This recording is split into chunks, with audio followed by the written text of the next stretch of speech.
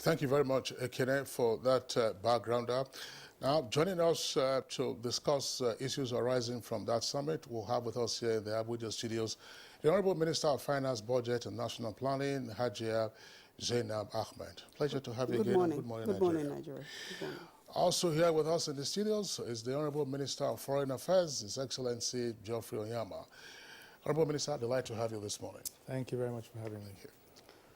And joining us, from Lagos at the Lagos Network Center is Honorable Minister of Industry, Trade and Investment, Otumba Ni Adebayo. Thank you for joining us, Otumba.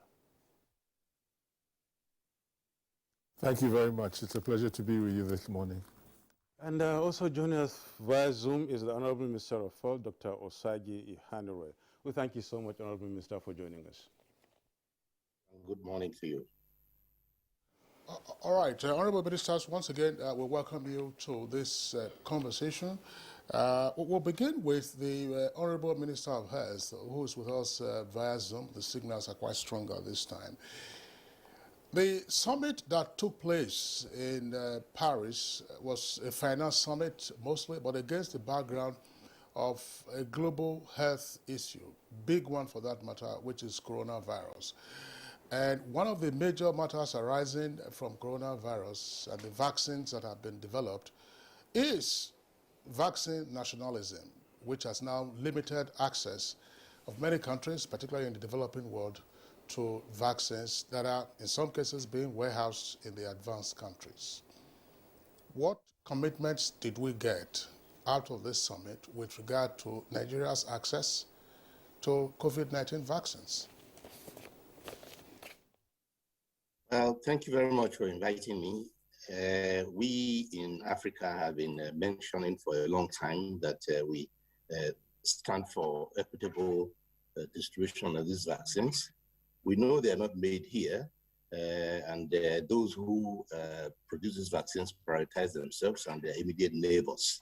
But we believe that the COVID-19 plague is a plague of mankind. It's not just a plague of nations, and we have made that point that there should be fair and equitable distribution of these vaccines. So coming to the summit in Paris, that theme was re-echoed, and fortunately re-echoed by many African leaders also, including our own president, who made it very clear that there should be fair distribution. So the message has gone out. We didn't get a very specific commitment out of that meeting, but subsequently we have feelers that Western countries, including the United States, have agreed to release some of their surpluses.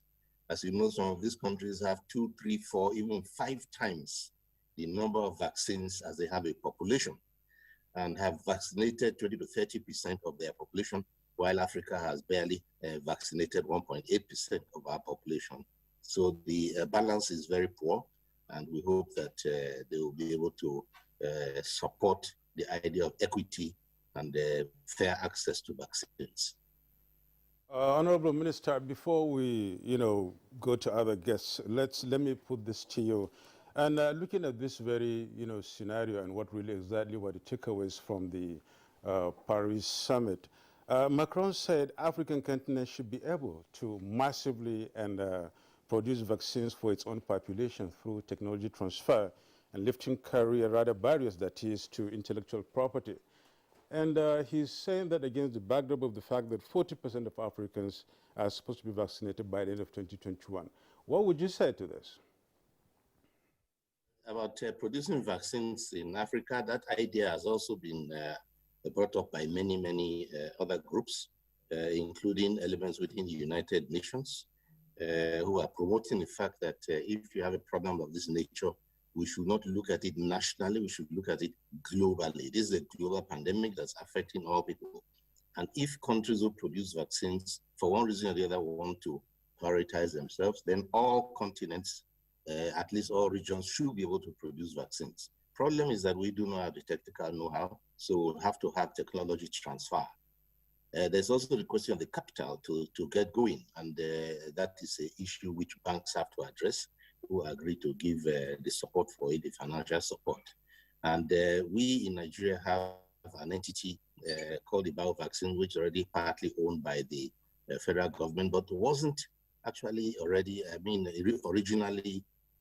designed for COVID vaccine production, but can easily be adapted to it, except that this company itself is in its infancy, is trying to get its feet on the ground.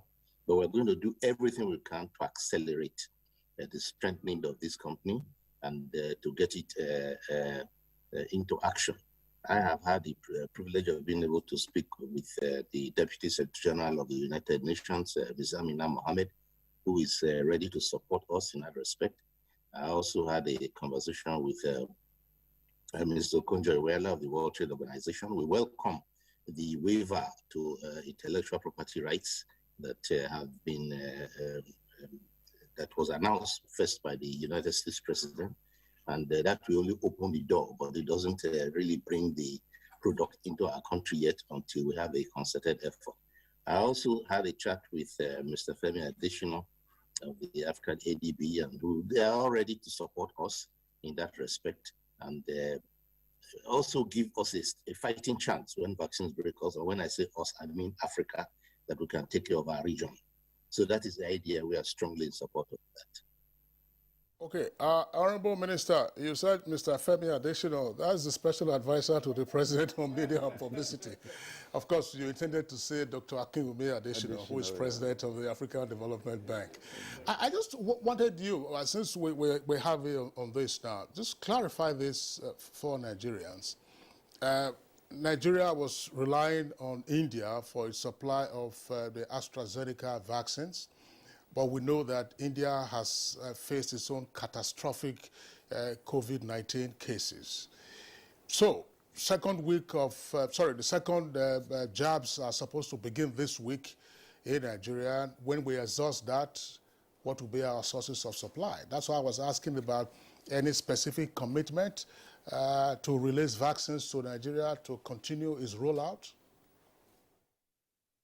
Yes, one of the very specific asks that our president presented was that France should try to champion the immediate release of surplus vaccines. And the president of France is on record as having said that they should be able to release, I believe it was 5% of their vaccine stock. And he was backed by Prime Minister Boris Johnson. But we're waiting for that to be translated into deed.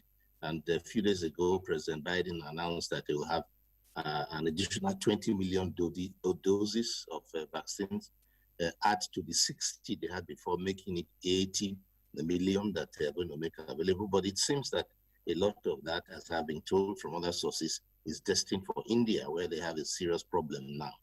Now, we in Africa don't want to get to the situation that India is in before we start to vaccinate, because you don't get the full advantage. So you want to be prepared before such an outbreak comes in. We are very worried about the outbreak in India seeping into Nigeria, because the demographics are very similar, the same youth bulge, and then there is also a great similarity in the favor that you have here for religion and for politics. And those two activities actually precipitated the serious outbreak that India is having now. And the government has also been questioned for exporting vaccines when they should have vaccinating their own people at the very beginning. So they are now doing that, vaccinating their own citizens with all the vaccines they can get. And that's part of the reason for the shortage we have here. The vaccines, all the vaccines we have ever used here came from India so far. We have not received one single dose from Europe or from America. And we have made it clear to them that if we are friends, we should be seeing that hand of friendship now. They should be giving us vaccines so that we are able to protect our citizens before we get into a very difficult situation, which has already been much predicted. So the question of vaccine production is very, very important and pressing at the moment. And if we have success with some bilateral relationships, we are going to want to talk some of the ambassadors and appeal directly to certain countries to release vaccines to us so that we can continue the vaccination we are doing right now. We want to use the other half of vaccines we have disbursed so far to make second doses. So we have fully immunized. We have about 4 million doses. We want to have about 2 million fully immunized persons. Other countries are in a dilemma because they use all their vaccines for first dose. And now the period of effectiveness is running out. They're looking for second doses and they can't find second doses. So they are afraid of the risk of having to start all over again. So we decided to beat that by, I gave the directive that we use one half for 2 million and then the other half for the other 2 million. So we have at least fully immunized people, and any other dose that comes in will now be applied to other Nigerians. And we hope we'll get those ones going soon. We want to continue this vaccination exercise without a pause. Thank you, Honorable Minister. But while that one is going on, Honorable Minister, I remember in the heat of the first wave of COVID-19, there were some encouragements for Nigerians to produce, or rather to come up with vaccines, and efforts have been put in that regard, in that direction, and a lot more have been put forward. And it seems as if with this development, transfer of technology, and of course, lifting all barriers to intellectual property, the question now is on most lips is, have we just jettisoned the local effort? And if no, where are we? Efforts? Yeah, the local efforts, we have said that there are a lot of Nigerian initiatives to get vaccines and therapeutics, and even diagnostics. Many of them are very useful. They have helped us in the area of diagnostics, for example. Some of the things that we use for laboratory for testing and isolating or rather identifying COVID-19 are now produced here. But as far as vaccines are concerned, the last count I had were 2 candidates, perhaps even 3 by now, who have vaccines. But the vaccine is a vaccine candidate when it has not yet been tried, tested and approved. So you need to do clinical trials. The clinical trials will have three phases, 1, 2, and 3. But it's an extremely expensive business and you need investors. And I asked for an estimate for a single candidate to be tested from through all the phases, and it will cost you nothing less than $1.56 million US, $1.56 million to go through the clinical testing phases. Now that's a lot of money, and we are looking for people, for investors who can put money into that. And if we find investors, fine. We also have a Nigerian who works outside, who we have had a conversation with him before. He works on vaccines outside the country, and we hope that we are going to be meeting very soon. We are supposed to have a meeting with him to see how far he has gone. Getting sponsorship for developing our vaccines to the point where they can be used on people, on humans, is the stage we are in. We found vaccines that look efficacious and useful in theory. That is to say, they have been tried in many other ways. All right. Well, we seem to have lost the signal there from the Honorable.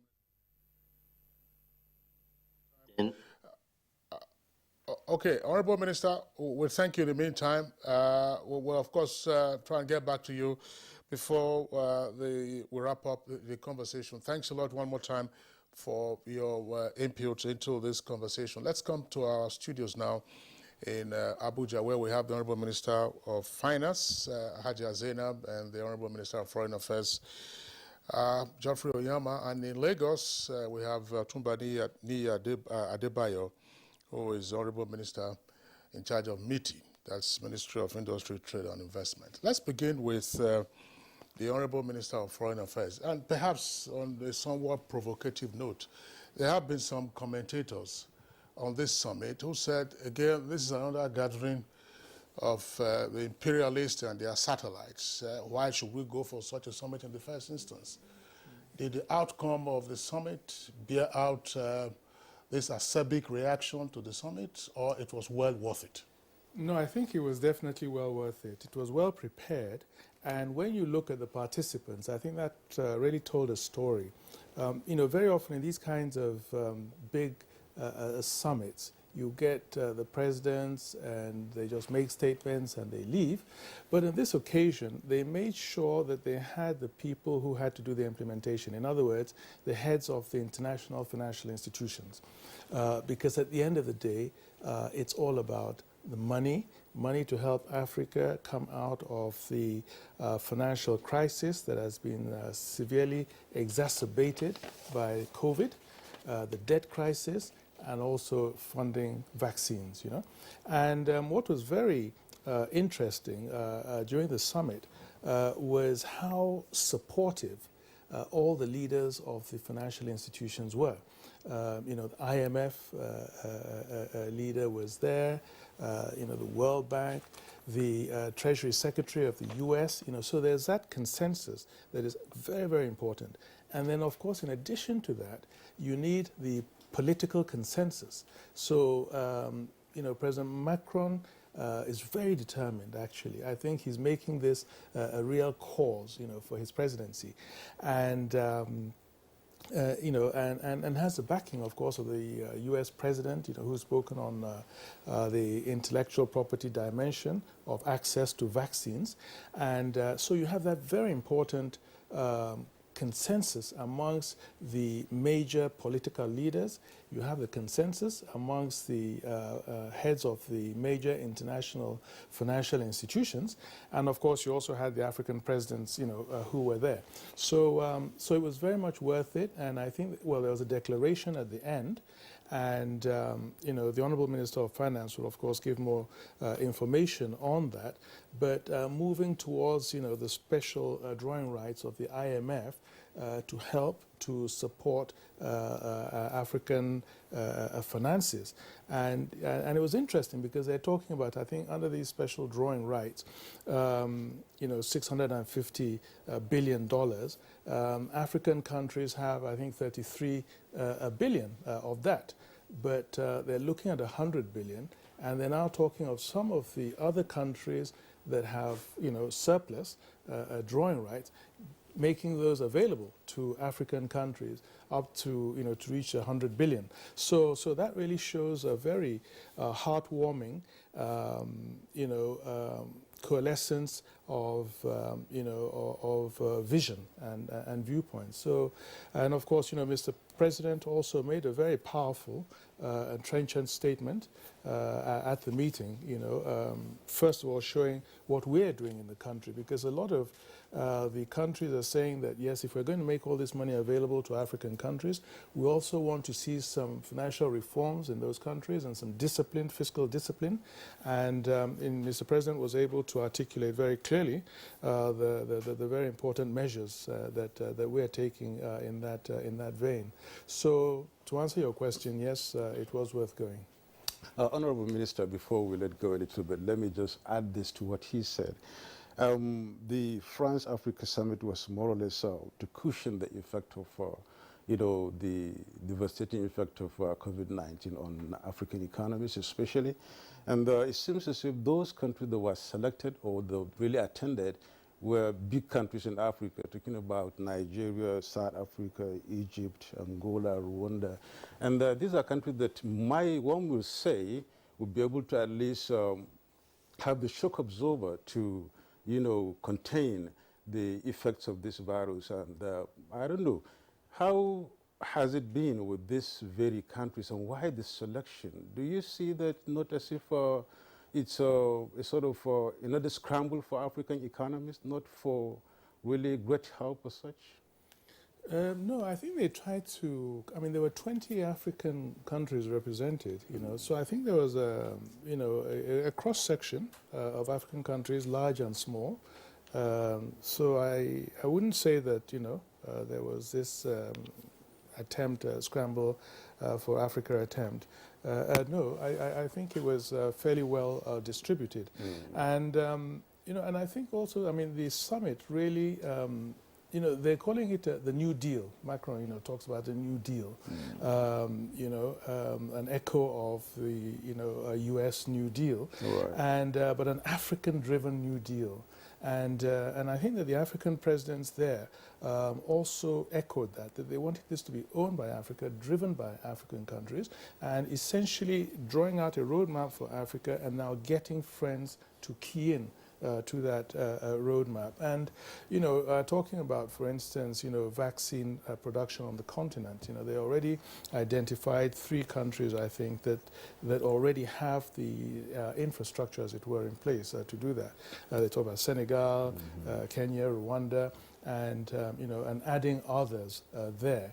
So I think, I would say that the good faith is there. I don't think it's a scramble for Africa. I think that there's a genuine recognition that this is a global issue and that requires a global solution and requires global solidarity. And I think that's really what came out of the summit. All right. Thank you very much, Honorable Minister of Foreign Affairs. Let's bring in now the Honorable Minister of Finance, Budget and National Planning. Hajia, did you leave the summit with a bigger wallet or just IOUs? Let me just say, and thank you for inviting me. There was a lot of work that we had to do before the summit. So before the summit, all African ministers of finance have met a couple of times, including 2 meetings we had the Minister of Finance with they call him Secretary of Finance of France. And what we wanted to do was to zero down the issues that we have, and we have many issues in Africa, to 2, 3, 4. So we ended up with 4.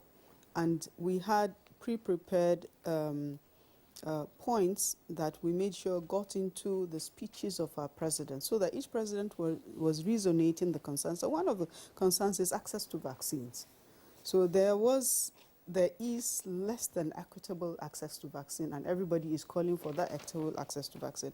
Secondly, relating to vaccine still is the capacity and the need for Africa, not just now but in the future, to be able to produce vaccines within the continent, so that we're not, like now, depending on vaccine supplies coming in from the continent. And then there was a problem of liquidity.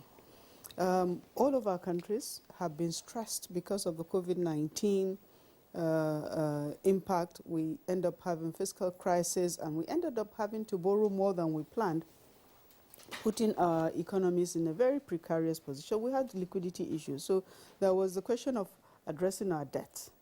And already this European countries, the G7, had given the DSSI, which some countries took, Nigeria did not take. But we're also asking for restructuring of this debt to expand the repayment periods to make it easy on our fiscal space. And then the issue of fiscal liquidity, which is the reason why the approval was given by the IMF board on the special drawing rights, which is mentioned by the Minister of Foreign Affairs. This SDRs means that we can access initial capital investments that we made into the IMF, but on a loan basis. We're accessing it now to pay it back later. But not only that, because Africa is entitled to about 33.6 billion of the 650 billion SGRs, it's too small. The funding gap for Africa, the assessment we have made, is up to about 450 billion.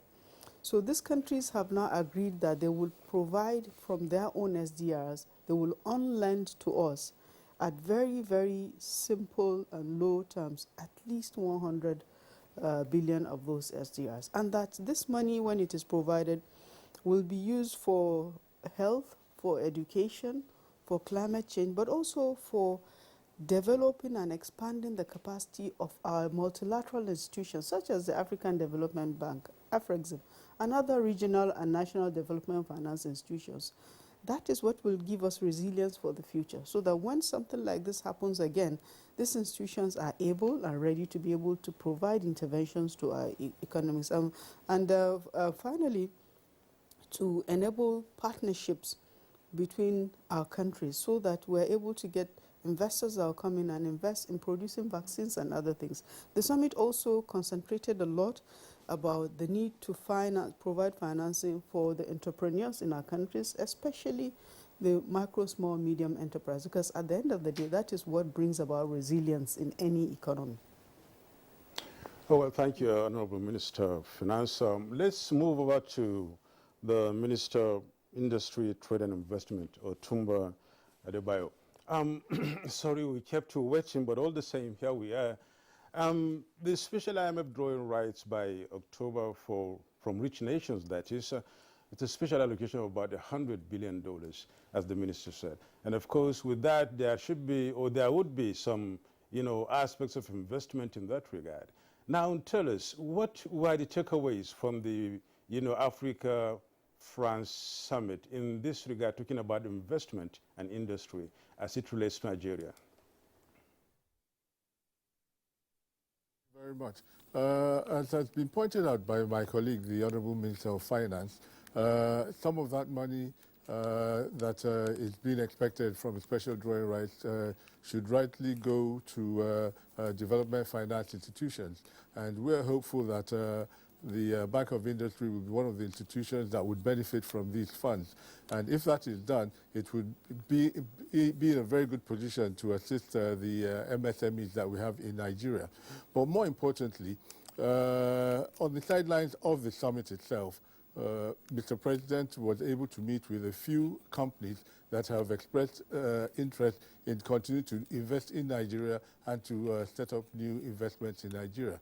And of particular note is one of the big IOCs, Total, which they met, the top executives, chief executives and top executives met with Mr. President, and they expressed their intention to continue to invest in Nigeria. They intend to expand their operations in Nigeria. Unlike some of the other IOCs who have started expressing an interest in leaving Nigeria, they are determined to stay in Nigeria, invest more in Nigeria. Apart from Total Nigeria, there were some other companies that met with Mr. President, and one of the issues that we made plain to them is that anything that they're going to come and do in Nigeria, that what Nigeria is interested in now is that when you invest in Nigeria or when you come to get or you're interested in Nigeria purchasing your goods and equipment, that you should find a way to invest in Nigeria by setting up the companies that will produce these goods, because Nigeria is interested in making sure that we get employment opportunities for the mass unemployed youth that we have in our country. And this was made plain to them by Mr. President, especially this company, Airbus. They expressed an interest in coming to supply helicopters to our military forces, and it was made clear to them that any interest of such Nigeria would be more keen on patronizing companies that actually produce and manufacture here in Nigeria. There was a company that was of particular interest to us. There's a Nigerian who had studied all his life in France. He did his NYSC in Nigeria, I think in 1982, and went back to France, and he set up a company there called Donaflex. This is Dr. Donatos Nwokoye. His company manufactures spare parts for the automobile industry, and he expressed an interest in doing business with Nigeria. And we assured him that we are prepared to work with him. I will be introducing him. I've told him that he should come to Nigeria. I've invited him to come home. I'll be introducing him to the chief executive of National Automotive and Design and Development Company here in Nigeria.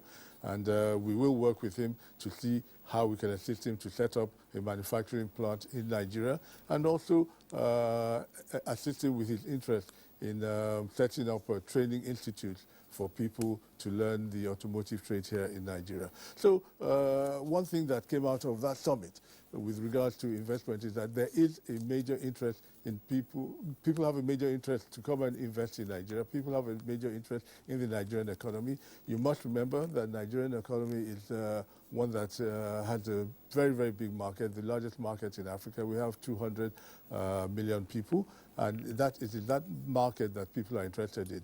And we are making sure, we want to make sure that anybody who is going to benefit from our market, it must add to what we have, and that is by setting up their companies here in Nigeria.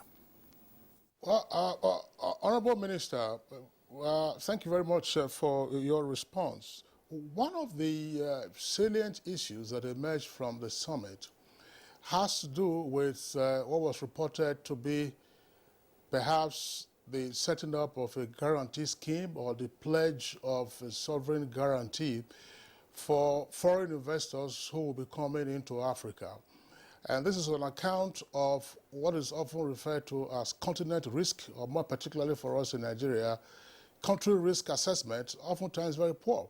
How do we intend to take advantage of this? I'm asking because from time to time we do hear of schemes intended to benefit Africa, and in the end, Nigeria will end up just being analysts.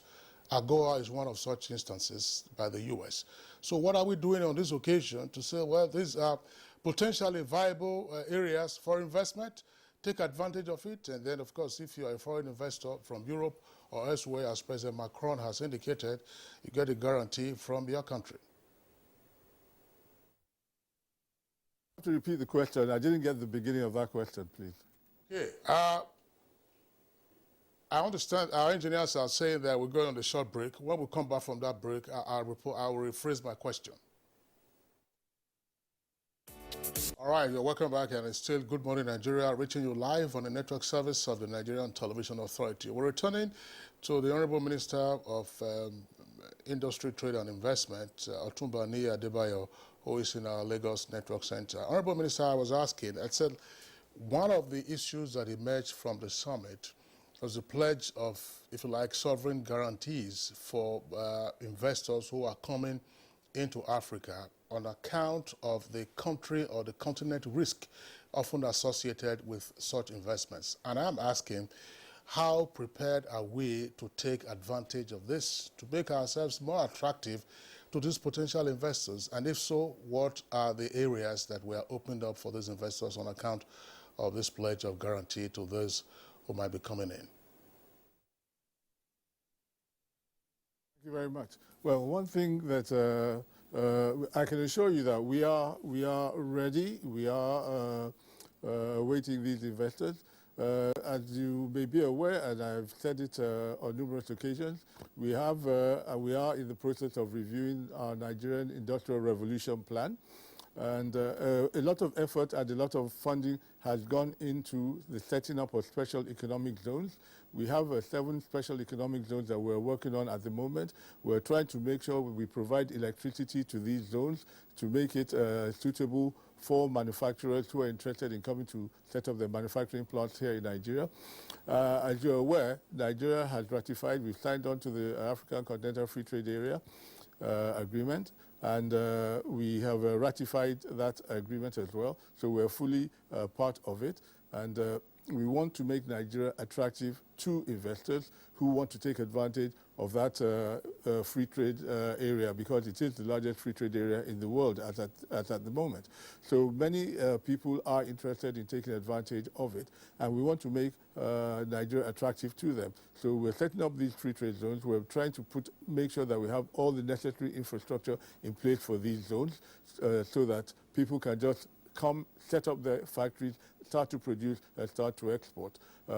Nigeria is working hard. There's a committee to which I belong. The Minister of Finance belongs to that committee. It is chaired by the Vice President, and it is for the single window for exports and imports, such that there's a quick and effective movement of goods from the ports to and from the ports. And these are some of the things that make Nigeria attractive. As you're aware, the Vice President also chairs the Presidential Ease of Doing Business Committee. The whole idea is to make business easy to in Nigeria, and a lot of work has gone on in that regard. And we continue to work hard to make sure that we make life easy for people who are coming to set up businesses here in Nigeria. And like I said, we have the largest market.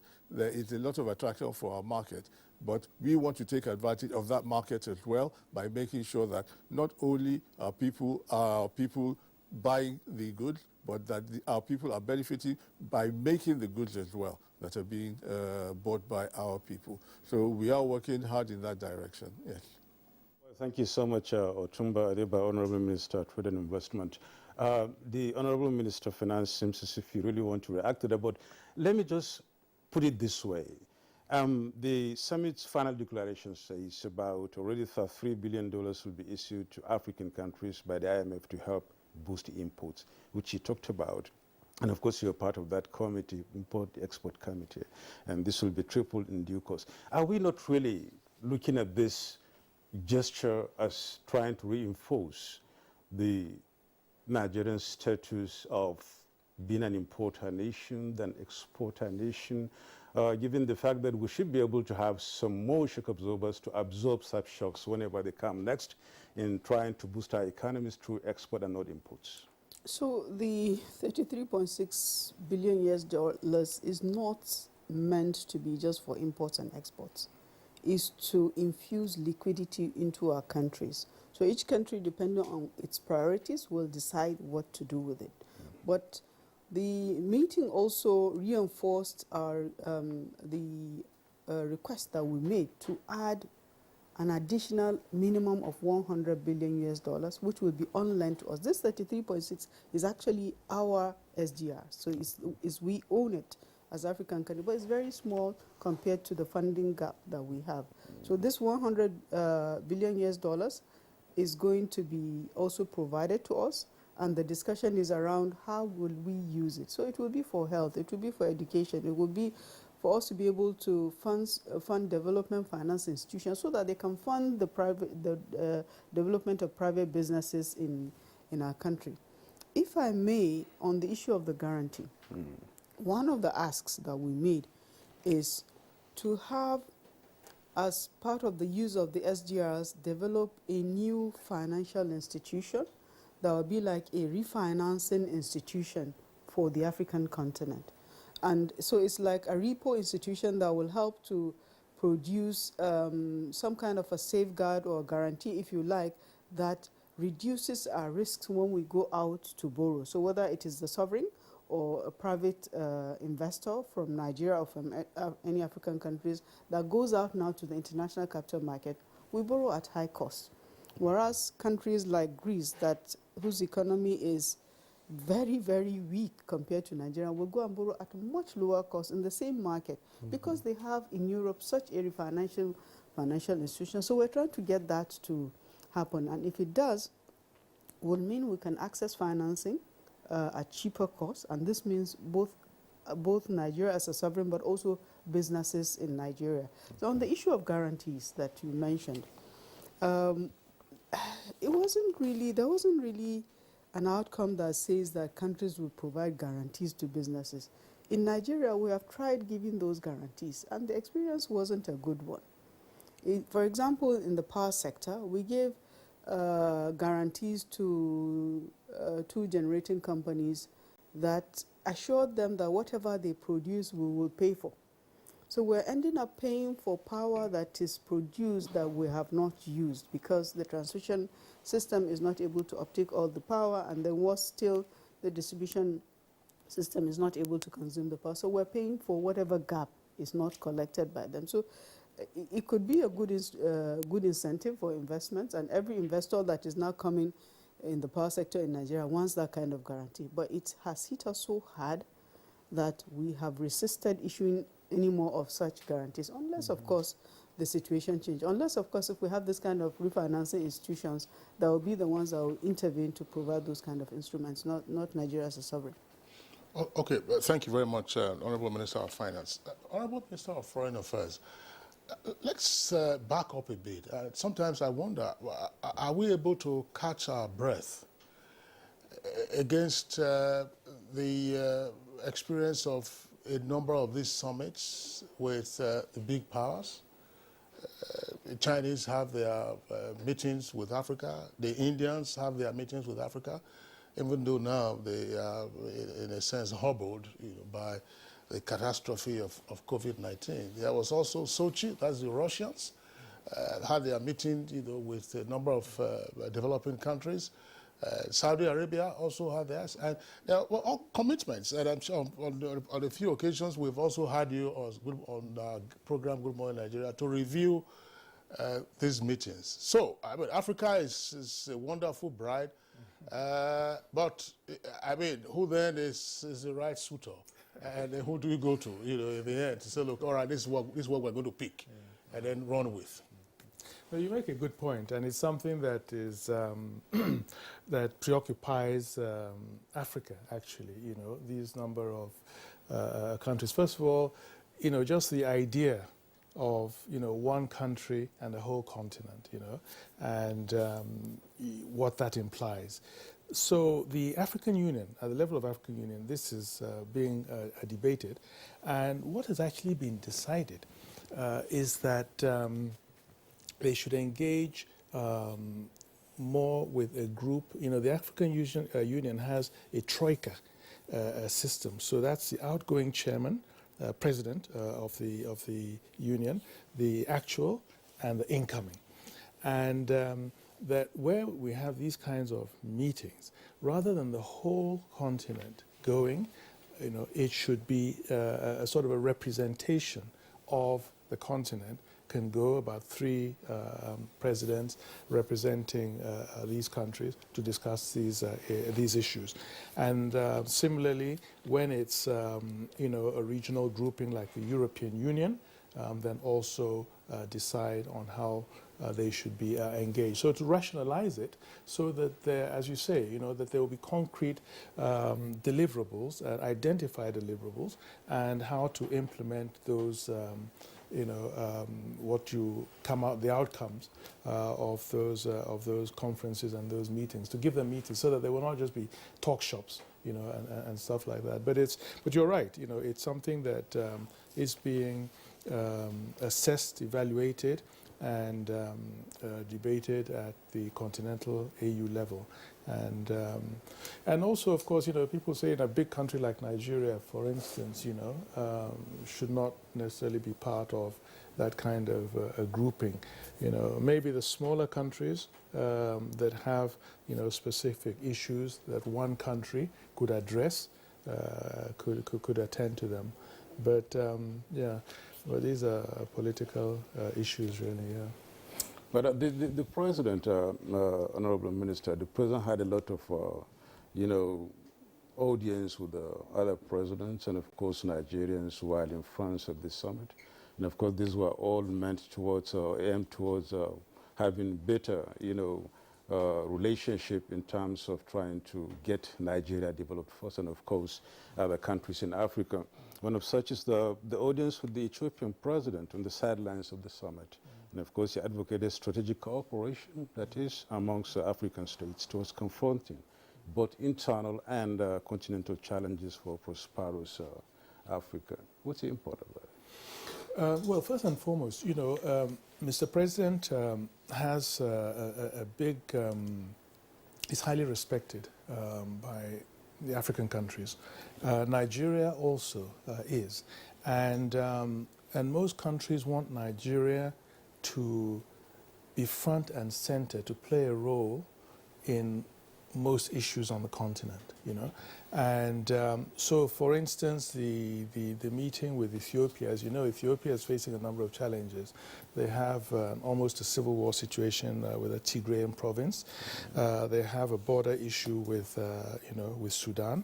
And you have the grand Ethiopian Renaissance Dam that they're building on the Nile that, of course, is causing serious trouble with Egypt and Sudan. You know, and they all want Nigeria, and they all want Mr. President to be part of this, finding a solution to that. And it's the same with all the issues around the continent, be they West Africa, Central Africa, Southern Africa, you know. And so the import of that, of course, is that, you know, Nigeria has an important role to play in Africa, but of course we have our own internal challenges, you know, so we have to balance, not spread ourselves, of course, you know, too wide, as much as we want to, you know, help Africa address all the issues confronting it, economic and also security-wise, you know. 2021 was supposed to be, well, 2020 actually, was supposed to be the year of the silencing of the guns on the African continent, no more conflict. This was a part of the AU, 2030 agenda, a roadmap, and and Nigeria is expected to play a role in all that. So, in Paris, Mr. President met with a number of leaders, African leaders, and listened, and we will develop strategies to address some of those issues. With Chad, for instance, tomorrow, in fact, we're having a summit meeting here in Abuja, inviting about 6 presidents who will be here tomorrow to now look at the situation in Chad. So Mr. President has his work cut out for him. He's he's playing a role in stabilizing the continent, and also playing a role in trying to push for the African economic renaissance. Okay, well, thank you very much. Back again to the Honorable Minister of Finance. What will the expanded special drawing rights and debt relief mean for Nigeria's fiscal regime? Well, first of all, it means added liquidity, and liquidity that is going to come at a very, very low cost, and we will be negotiating also very long tenors. So it will come as a fiscal relief for us. We might, if the other aspect, which is the added 100 billion, comes through finally, it means also we'll be able to recapitalize our development finance institutions, infuse liquidity into them so that they can do more in terms of supporting the private sector and even government in our development strides. It will also give us an opportunity to renegotiate some of the existing debts that we have. Some we might be able to maybe exit some of the debts that are really costly and short tenured, to replace them with this longer, easier financing that is coming in.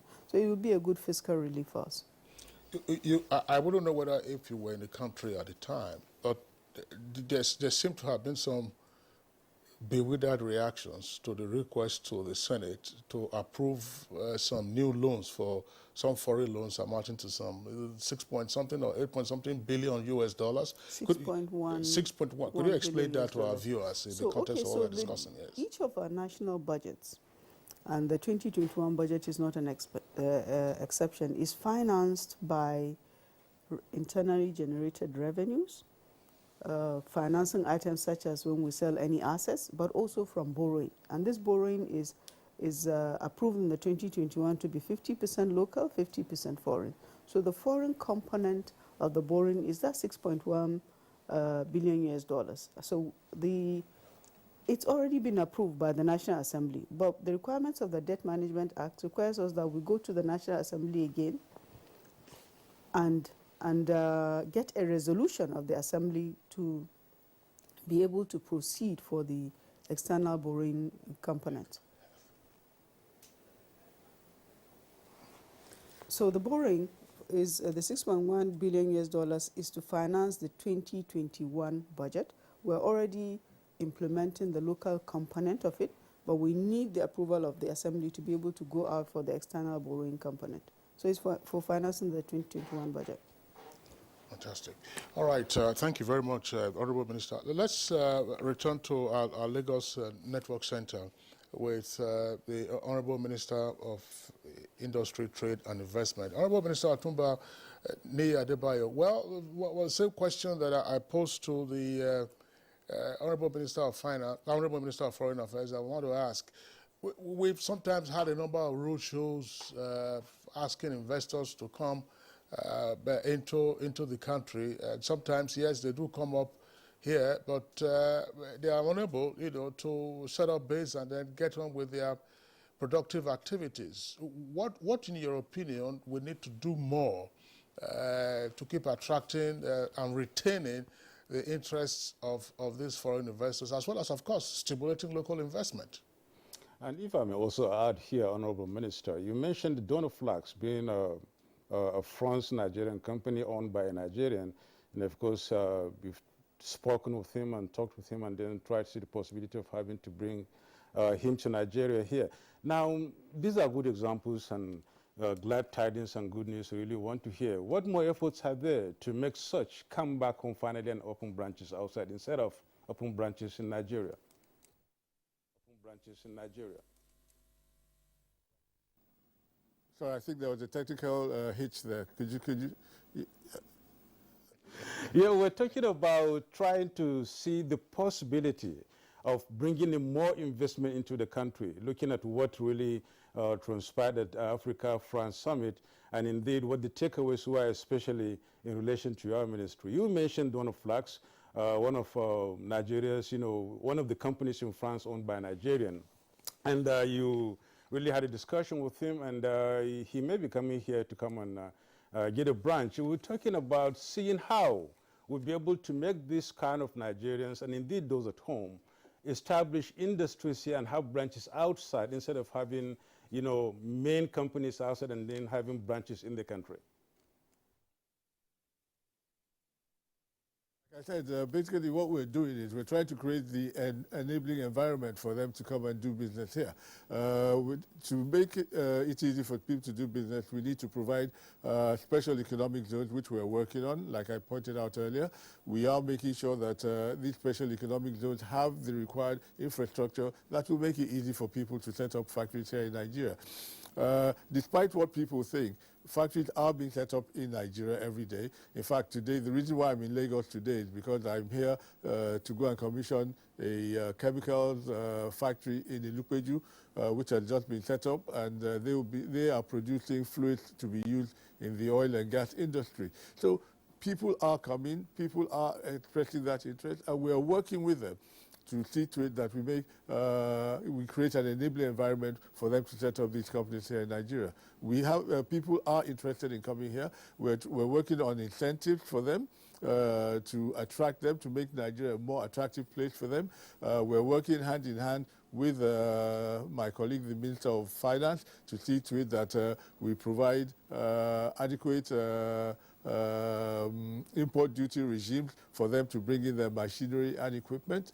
So a lot of work is going on. We're working with the Central Bank of Nigeria as well, who have been very cooperative, especially with regards to importation of machinery, for foreign exchange, access to foreign exchange for importation of machinery. So a lot of work is going on in that direction, and it is yielding dividends. All right, thank you very much, Honorable Minister of Industry, Trade and Investment. We have a number of tweets that have come in from our viewers. Of course, we are dealing with two topics today. The first segment related to the tribute to the late Chief of Army Staff and senior military officers who died in the plane crash on Friday. And of course, we're also having still the conversation on the France-Africa Summit. Nadabo, we'll quickly just go through some of those tweets, first on the tributes, and then return to the tweets on the summit. Delay Jack Solomon says, a call on the members of the armed forces to not allow this tragic incident, that's the air crash, to dampen their spirits and resolve to bring an end to terrorism in Nigeria. And Chris Simmons says, I was shocked and couldn't believe it when I heard the tragic news on Friday evening. I burst into tears and I wept in secret. There are seasoned families who will take over. It's so sad indeed, really indeed. Rest in peace, great military actions. Kenny has this tweet. I pray Almighty God forgive the departed souls, but the Nigerian government should ensure that families of the victims never regret what has happened. Supreme price should equally come with supreme compensation. That is Monday. Oyok says it's just one death too many indeed. I think it's time we examine the state of our military aircrafts and the skyworthiness. Usman Banu Kantu, indeed a painful exit of patriots and a big vacuum created. We hope the death of the officers will not demoralize those who are on the battlefield, but rather enable them sustain the onslaught and win. Festus Akim Boyewa says, thanks to all the departed military officers for the dedication and love for our country. May God comfort their families. All right, so those are the ones we're going to take in the meantime from the tribute to the officers who passed away last Friday. Now, these are tweets on the France-Africa Summit. Mutana Farouk says foreign policy brings mutual relationship between a country and other countries. However, no foreign individual or group will build Nigeria except Nigerians. We should learn how to use our resources to develop ourselves. Ogunle of Folabiadini says, it's not a shame for Nigeria to seek for international help. COVID-19 has affected our economy and we need all available help that we can get. I believe the leadership of the country can make the economy bounce back. God bless Nigeria. All right, this is coming from Ibukun Onas, and this is a question that I think the Honorable Minister would, it's a comment the Honorable Minister should clarify because she spoke on it earlier, but there appears to be a misconception here. It says, Minister of Finance said the $100 billion will be used in health and education. Please, let her tell us exactly what area in education and health she wants to spend the money on. So clarify that. Yes. Maybe briefly there about it. You didn't say that, but clarify. So the 100 billion US dollars is being agreed to be provided to African countries. It's not just to Nigeria, but part of the conditions might be that there should be significant spending in health, in education, and also in climate change-related issues. Not that it is only those areas, but the countries that are providing these resources are saying there must be special attention given to those, and then it's not all for Nigeria. Right. I wish it was all for Nigeria. Oh, okay, okay. So you got it now? The $100 billion US dollars is not all for Nigeria, it's for the entire African continent, and Nigeria will have to take our own bite from that. On that note, we would like to thank our guests who will be with us in this second segment. The Honorable Minister of Health, Dr. Sage Hanire, was with us via Zoom. From our Lagos Network Center, we were joined by Otumba Niyi Adebayo, Honorable Minister of Industry, Trade and Investment. And here in the Abuja studios, His Excellency Geoffrey Onyama, Honorable Minister of Foreign Affairs, and Hajia Zainab Ahmed, Honorable Minister of Finance, Budget and National Planning. So that's it for us today on Good Morning Nigeria. We'd like to thank you for tuning in. The program returns tomorrow, same time, 7 o'clock in the morning. Until then, do take care of yourself. I am Kingsley Osadolo. And I'm Yusuf Nadabusu. Bye-bye.